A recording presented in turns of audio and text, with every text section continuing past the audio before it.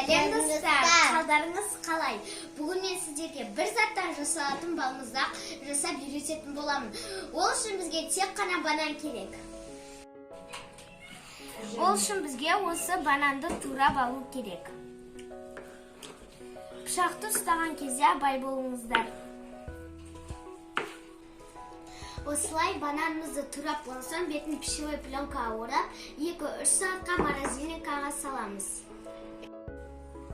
Достар, мені 3 сағат тұрдым, ал мен енді оны блендерға салып жатырмын.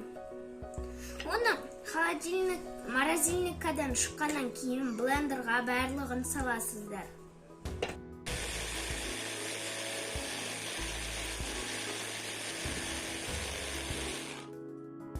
Достар, осындай балмұздақ сияқты сұйық болғанша блендерді араластырамыз.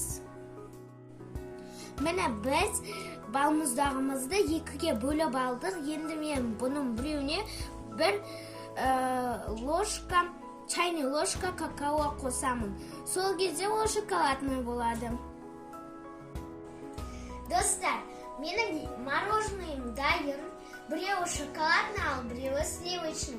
Өйткені мен шоколадныйға какао қостым, ал мынау тек қана бананнан жасалған. Қазір біз оның дәмін көреміз.